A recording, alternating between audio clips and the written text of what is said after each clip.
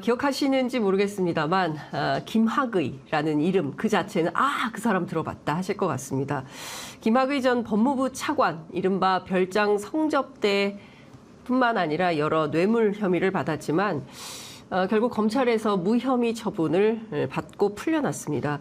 문재인 정부 출범한 이후에 검찰이 다시 김학의 사건을 조사를 했더니 인천공항을 통해서 다 싸매고 출국하는 일이 벌어졌죠. 그때 아마 다들 기억하실 거예요. 모자 쓰고 선글라스 끼고 목도리 하고 그 사건 당시에 그 출국을 맡고 섰던 한 분이 계셨습니다. 그 분을 오늘 저희가 스튜디오에 모셨습니다. 바로 차규근 법무연수원 연구위원님이십니다. 어서 오십시오. 예, 안녕하십니까. 예, 차규근입니다. 네, 사실 여러 인터뷰 많이 저희도 보고 했는데요. 저희 네. 편의점에는 첫 출연이세요. 예, 그렇습니다. 예, 저희가 처음 출연하신 분들에게는 네. 부탁드리는 게 있습니다. 예. 함께하시는 여러 시청자분들을 향해서 예. 요새 세상이 하도 사나워서 예. 뜨거운 연대 인사 그리고 평화의 인사를 제가 부탁을 좀 드리고 있는데요. 예. 좀 하얀 카메라 보시고 인사 한 말씀 부탁드리겠습니다. 네. 장윤선의 취재 편의점에 처음 오게 됐습니다. 불러주셔서 감사드리고요. 저는 차규근이고 김학의 전 법무부 차관 긴급 출국 금지를 한 사람입니다. 그 사건으로 이제 수사 기소가 돼가지고 재판을 받고 있고요. 작년 2월 15일에 1심에서 전부 무죄 판결을 받았는데 검찰에서 항소해서 현재 항소심 진행 중입니다. 또 이제 한동훈 법무부 장관이 그 취임하자마자 재작년 5월 23일에 저를 직위 해제를 또 했습니다. 그게 대해서 제가 소송을 제기를 했고 작년 4월 달에 집행 정지가 됐고요. 올해 2월 2일에 1심에서 제가 또 직위 해제 취소 판결을 받았습니다. 그 당시에 한동훈 장관께서 법무연수원 연구위원으로 있던 저를 자신의 그 장관 정책 보좌관으로 이제 발령을 내면서 동시에 직위 해제를 했는데 결과적으로 형식상으로는 장관 정책 보좌관인 제가 한동훈 장관을 좀 이겨버리게 됐습니다. 아니, 그러니까 지금 말씀 주신 내용만 종합을 하더라도 스토리가 간단치는 않은 분이다. 볼 수 있을 것 같은데요. 그 법무연수원의 연구위원이라는 자리는 사실 검찰에서 좀 좌천된 분들이 가는 자리로 알려져 있는데 실제 그렇습니까? 법무연수 연구위원 자리는 원래는 좌천되는 분을 보내는 자리는 아니었습니다. 유래를 저도 좀 찾아보니까 그 박철원 씨라고 그 노태우 정권의 황태자였던 그분을 이제 검사장으로 승진을 시키고 싶은데 마땅한 자리가 없다 보니까 법무연수원 연구위원 검사장 자리를 만들어서 처음 이제 그분을 이제 검사장 승진시키면서 보낸 게 그 유리라고 합니다. 아니, 그러면 영전하는 자리지 이게 좌천되는 자리가 아닌데요. 근데 처음에는 그랬는데 그 이후에는 좀 이제 그 약간 무리를 빚었다든지 아니면은 참 그 정권과 약간 대척점에 있는 이런 분들을 좀 이제 수사하지 못하고 그냥 가만히 있으라는 의미로 좌천시키는 그런 자리로서 이제 법무연수원 연구위원이 활용이 되고 있습니다. 그렇구나. 그 지금 이 자리에 대해서도 그러면 별로 만족스럽지는 않으실 것 같아요. 저 같은 경우는 이제 2017년 9월에 그 문재인 정부 들어선 직후에 탈검찰로 이제 출입국 외국인 정책본부장으로 갔습니다. 출입국 외국인 정책본부장은 고위공무원 각급입니다. 옛날로 말하면 이제 1급 자리입니다. 근데 지금 있는 이제 법무연수원 연구위원은 고위공무원 낙급입니다. 낙급. 그러니까 2급이죠. 2급이네. 그러니까 1급에서 2급으로 강등된 거. 그렇죠. 월급도 깎이고 여러 가지 수당이나 이런 부분에서 많은 그 손해가 있죠. 그렇습니다. 그래서 원해서 가는 사람은 없습니다. 원해서 가는 사람은 없다. 알겠습니다. 자, 지금 이제 앞서 말씀 주신 대로 직위해제 소송이 지금 진행 중에 있는데, 법무부가 1심에서 항소했는데 지금 상황이 어떻다고 봐야 될까요? 2월 2일에 제가 승소 판결을 받고 이 법무부에서 항소할지 안 할지 좀 예의주시를 했습니다. 왜냐하니까 제가 작년 4월 17일에 집행정지는 돼서 집행정지가 된 이후는 제가 월급을 받게 됐습니다. 그런데 이제 제가 재작년 5월 23일 직위 해제되고 집행 작년에 4월 17일 집행 정지될 때까지 네. 10개월 동안 월급을 적게 받았습니다. 이게 직위 해제가 되면요. 네. 일반 공무원은 3개월 동안은 본봉의 50%, 3개월 이후는 본봉의 30%인데 네. 고위공무원은 더 깎입니다. 아, 고위공무원은 네. 3개월 동안 본봉의 40%, 예. 3개월 후부터는 본봉의 20%가 나옵니다. 어머. 그래서 제가 이제 생계곤란. 그 본봉의 20% 받을 때는 예. 월 103만 원이 통장에 지키더라고요. 아니, 그걸 어떻게 생활하셨습니까? 그래서 상당히 좀 힘들었습니다. 아, 그러니까 사실 이걸 위헌 소송도 한번 해야 되지 않는가라는 생각도 가지고 있습니다. 왜냐하니까 예, 예. 물론 이제 어떤 직무 집행의 공정성을 의심받을 네. 뭐 그런 어떤 사정이 있는 공무원에 대해서 네. 직위 해제해야 될 그 제도의 필요성은 있습니다. 근데 그럼에도 불구하고 그것이 장기화될 경우에는 네. 사실 직위 해제는 징계 처분이 아닙니다. 징계 처분이 아니고 일시적으로 잠정적으로 이제 예. 그 직위에서 배제하는 배제하는. 거거든요. 그런데 징계 처분 중에는 정직과 감봉이 있습니다.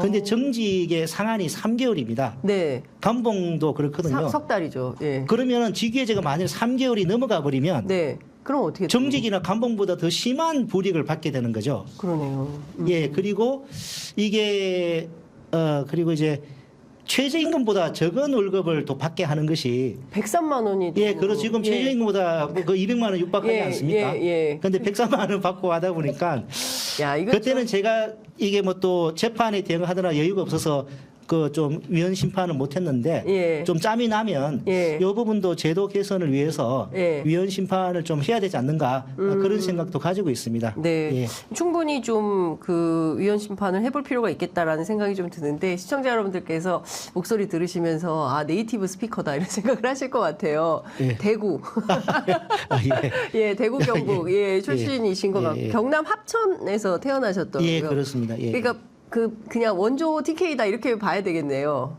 PK 플러스 TK죠. PK 플러스 TK. 예, PTK입니다. 예. PTK. PTK. 예, 아, 그 예. 새로운 또 말이 생겼습니까? PTK라고? 예. 아, 저는 이제 경남 합천에서 태어나서 네. 뭐 초등학교 6학년까지 다니다가 네. 그 다른 친구들은 이제 보통 진주나 마산 뭐 이렇게 이제 고등학교로 많이 가는데 네. 저 같은 경우는 또 합천이 경남에서 제일 위쪽이거든요. 예, 예. 대구로 이제 그 예. 전학을 가서 아. 대구에서 이제 국민학교 대구 내당 국민학교 네. 전학 가서 졸업하고요. 예. 그다음에 대구 영남중학교, 대구 아. 달성고등학교 나와서 예. 그다음에 대학 들어올 때 서울로 올라가게 됐습니다. 아, 그렇구나. 근데 합천하면 또 저희가 떠오르는 인물이 한 분 계시잖아요. 네. 전두환 전 대통령이라고. 그렇습니다. 어릴 때 전두환 씨에 대해서 어릴 때 많이 듣고 자라셨을 것 같아요. 그렇습니다. 예. 예. 그 제 기억에 예. 아주 어릴 때 합천에서 이 대구 친척 만나러 가는 길을 보면은 네. 되게 막 산 넘고 꾸불꾸불한 길을 이게 해가지고 한참 뭐 시간이 걸렸던 기억이 있는데 네. 언제부턴가 갑자기 고속도로가 확 뚫리고 그냥 빨리 가게 되더라고요. 그러니까 그런 것 때문에 아무래도 그 지역 그 합천 분들은 네. 아무래도 약간 그 지역 주의 뭐 그런 예. 상황에서는 예. 또 상대적으로 또 예. 전두환 씨에 대한 좀 그런 부분이 좀 있는 것 같습니다. 그렇구나. 알겠습니다. 86년, 1986년입니다. 예, 예, 11월 예, 예. 13일에 밤새 눈물을 흘리면서 전태일 열사 평전을 읽고 그리고 전태일 열사 분신 16주기 그리고 전두환 군사독재 반대 시위에 참여했다가 구속되셨어요. 예, 넉 달간이나 구금되셨습니다. 예, 그렇습니다. 재판받고 나오신 거예요. 예, 예. 예.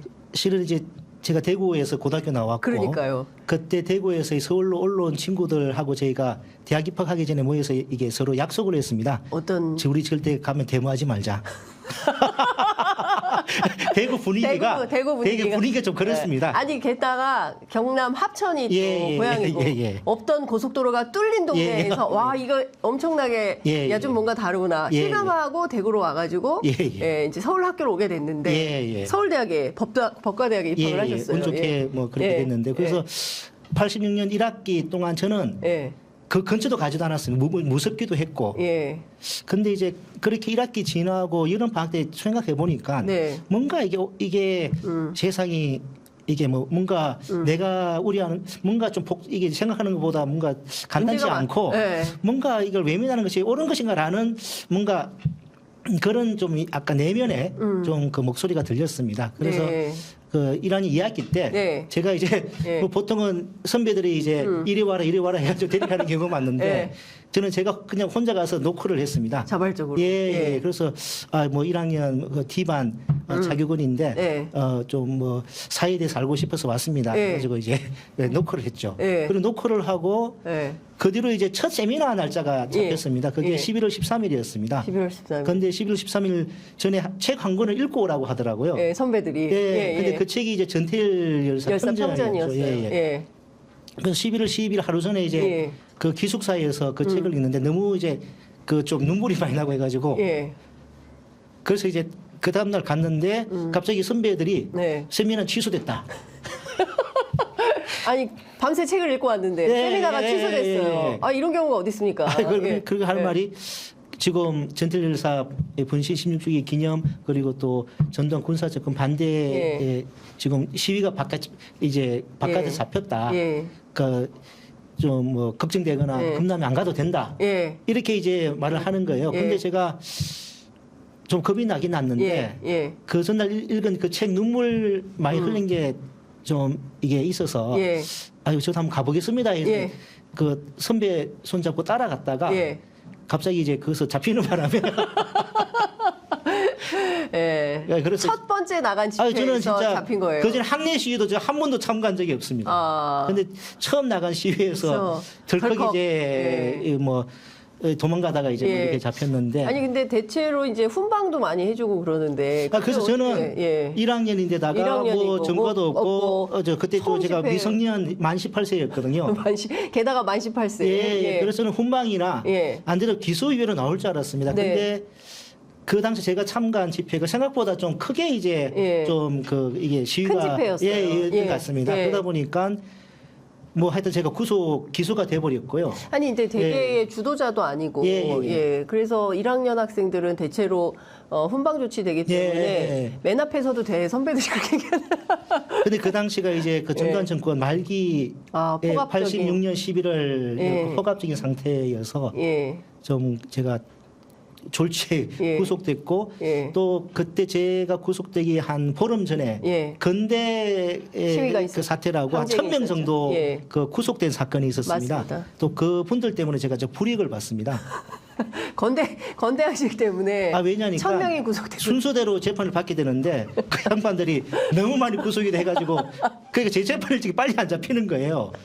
그래서 넉 달이 걸린 건가요? 그래서 보통은 구속돼 한 2달만 나올 수 나올 수 있는데 그분들 두 때문에 달 제가 넉 달이나 제가 구속돼 있다가 갑자기 정청래원 생각나네. 그러니까 그 다음에 87년 3월 20일에 예. 나오게 됐습니다. 예. 그 한 가지 에피소드는 예. 그때 학생들이 많이 이제 잡히다 보니까 보통은 검찰청 가서 조사받고 이렇게 되는데 네. 그 검사가 직접 이제 영등포 구치소 지금 없어졌습니다. 네. 영등포 그쪽도 구치소 맞은편에 지금 있었어요. 아파트가 들어선 예. 영등포 구치소의 2층에 예. 뭐 거기서 검사가 와서 예. 직접 이제 조사를 했는데 예. 제가 담당 그 조사 검사가 예. 임채진 씨라고 전에 그 검찰총장 예. 하셨던 예. 그 양반이 그때 뭐 검사 한 3, 4년 차 정도 예. 서울 남부지검 예. 물레동에 있던 예. 그 검사였습니다. 그렇구나. 예.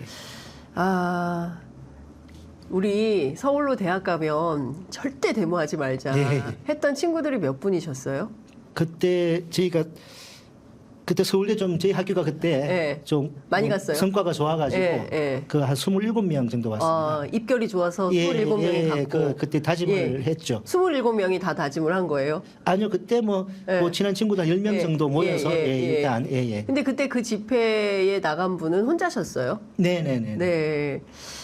그렇구나. 제가 여기서 사이드 질문 잠깐 여쭤보고 예. 넘어갈게요. 예. 한동훈 위원장이 예. 이번 총선의 시대 정신을 운동권 심판이라고 네. 규정을 했습니다. 예. 뭐 그리고 도하 막 모든 언론들이 뭐 586 청산, 운동권 청산 뭐 계속 쓰고 있거든요. 네. 근데 그때 데모하지 말자 결심했다가 네. 전태일 열사 평전을 읽고 나니까 세미나는 취소됐지만 부담되면 안 나가도 된다고 선배들이 얘기했지만 양심의 소리 때문에 내가 이렇게 고통받는 그 민중들 앞에서 뭐라도 해야 되지 않을까 싶어서 이제 집회에 참여했다가 덜컥 이렇게 구속까지 되는 상황이 된 건데 그때 운동권들은 어떤 사람들이었습니까? 저는 사실 운동권 보통 운동권 그러면은 예. 그 학생이나 뭐 전대인이나 간부한 이런 분들이잖아요. 그렇죠. 사실 예. 저는 1학년 때 덜컥 구속되고 이렇게 되긴 됐지만 예. 구속된 이후에도 복학한 이후에도 네. 그 학생회 활동이나 전대 활동 같은 건 전혀 하지 않았습니다. 다만 이제 소시민적인 네. 고민만 계속 했습니다. 네. 그런데 그 당시 사회 상황이 예. 그 당시는 제가 1학년 때 5월 달에 네. 그 정치학과 84학번인가 83학번 두 분이 분신 이게 네. 부신하는 김세진 예, 열사. 예. 그런 것도 있었고 그 당시 상황이 사실 뭐 외면하고 살아가는 것 자체가 좀 그 자기 양심을 좀 외면하는 게 아닌가. 네. 예, 저는 그 제가 그 당시 그렇게 어릴 때 좀 고생을 했지만 그리고 그 때문에 제가 인생 경로가 많이 바뀌게 됐는데요. 네. 전혀 저는 후회하지 않고 자부심을 가지고 있고 오히려 검사들이 이제 군사 독재 정권의 과거의 시녀 그리고 지금은 아예 정치 전면에 나서서 이렇게 하고 있는데 네. 그 검사 분들이 어떤 과거에 희생했고 또 그런 분들의 덕분에 민주화가 그때 달성되고 이게 이루어진 그런 부분에 대해서 폄훼할 자격이 없다고 봅니다. 네. 그리고 저는 한 가지 또 말씀드리고 싶은 것이 제가 노무현 정부 때 탈검찰 1호로서 이제 국정남용 과장으로 갔고요. 네.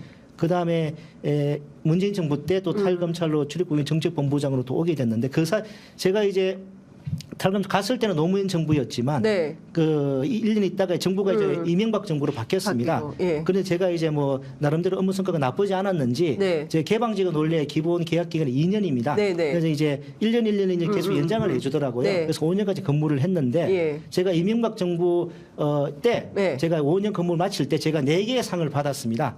제가 이제 보건복지 이명박 정부에서? 예, 그렇습니다. 그러니까 노무현 대통령께서는 제게 일할 기회를 주신 것이고 예. 이명박 정부는 제가 일 잘한다고 상을 상을 4개나 줬고 예. 그리고 문재인 정부는 저를 다시 이제 예. 본부장으로 임명을 하셨는데요.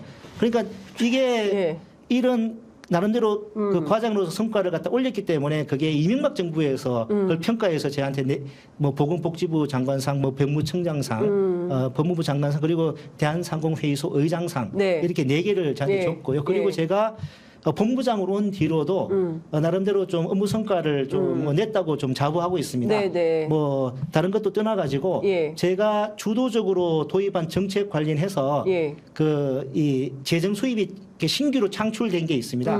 그게 작년 8월 기준으로 583억이고요. 네. 지금 현재는 600억이 넘습니다. 예. 그러니까 이런 업무 성과도 예. 제가 이제 탈검찰로서 예. 과거 예. 뭐 핵심 운동권은 아니었지만 예. 그래도 구속되고 범운동권으로 볼 수 있는 예. 제가 그런 성과도 있는 상황에서 예. 이 한동훈 비대위원장이 예. 뭐 운동권이 무능하다든지 예. 운동권을 퇴출되게 한다든지 예. 그런 말은 이제 하지 않았으면 좋겠습니다. 예. 이를테면은 지금 이제 범운동권이라고 하셨지만 사실은 이제 구속되고 나서 다시 나와서 그리고 이제 공부 열심히 하셔서 네. 사법시험 준비하셔서 이제 그 법조인이 되신 예, 거잖아요. 예, 예. 그리고 나서 그 주로 또 활동을 민변하고 YMCA 시민권익 변호인단, 뭐 대한법률구조재단 이사 뭐 이렇게 활동을 하셨어요. 예, 예. 그러니까 86년에 처음 읽었던 그 전태일 정신을 예. 잊지 말고 살아야겠다. 예. 내가 어디에서 무슨 일을 하든 간에 예. 이런 생각을 하신 것 같고 그래서 노무현 정부 그리고 이명박 정부 그다음에 문재인 예. 정부 예. 그러니까 뭐 진보 보수건 그게 중요한 게 아니라 예. 어쨌든 국익에 봉사하고 국민을 위해서 봉사하는 마음으로 헌신하고 활동해 오신 분이고 대체로 이런 분들이 많으실 것 같습니다. 예, 그렇습니다. 예, 예. 예. 뭐 그 시절에 사실은 뭐 돌 한 번, 뭐 최루탄 연기 뭐 이런 거 뭐 안 마시는 예. 분이 없었고 예, 예. 그걸 그렇게 폄훼할 일은 아니다 이런 말씀을 좀 주신 걸로 이해를 하도록 하겠습니다. 예, 예.